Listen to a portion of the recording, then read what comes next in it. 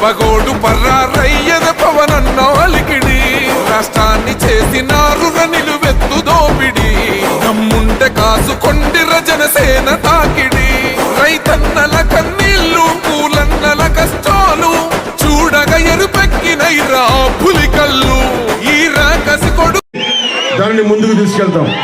ఏలేరు నది పైన S Thimmapuram to Krishnavaram bridge ని శాంక్షన్ చేసిన ప్రభుత్వం రద్దు చేసింది. దాన్ని ముందుకు తీసుకెళ్తాం. 132 కోట్ల డబ్బులు శాంక్షన్ చేసి కూడా పథకానికి 50 పనులు చేస్తే జగన్ ఈ ప్రభుత్వం పనిని ఆపేసింది. కిర్లంపూడి ప్రభుత్వం పెండింగ్ లో ఉన్న స్థలం ఎక్విజిషన్ చేసి వైసీపీ నాయకులు కోట్ల రూపాయలతో ఫిల్లింగ్ చేసి కోర్టు పెండింగ్ లో ఉన్నందున ఇళ్ల స్థలాలు ఇవ్వలేదు. ఆ ఇళ్ల స్థలాలు ఇప్పించే బాధ్యత కూటమి ప్రభుత్వం తీసుకుంటుంది.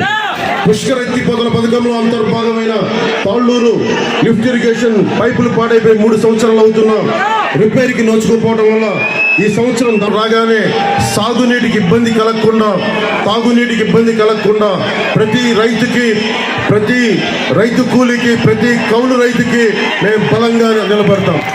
దాదాపు కొన్ని వేల మంది రైతులకి 2000 మంది పైగా రైతులకి నేను సొంత నిధులు పార్టీ నిధుల నుంచి దాదాపు ఒక్కొక్క కౌలు రైతుకి ₹1,00,000 నిలబడిచ్చాం.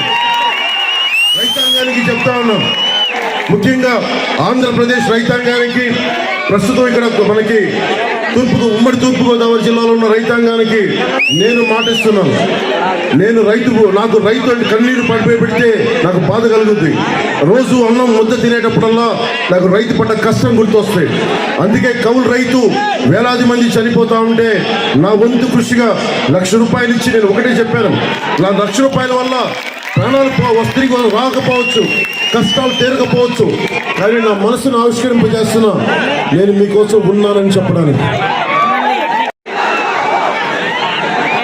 అందరూ మాట్లాడితే ఎప్పుడు ఒక స్లోగన్ వినిపిస్తూ ఉంటుంది ఎక్కడికి పోయినా కానీ, అరటిపండు తొక్క అరటిపండు తొక్క.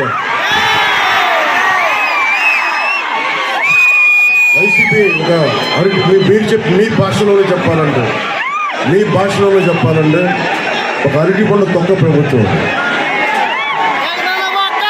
ఆ తిని పడేసిన తొక్క ప్రభుత్వానికి మనకి ఏం చేసింది, మనకి ఏం చేయలేదు. దాని గురించి మాట్లాడుకున్నాం.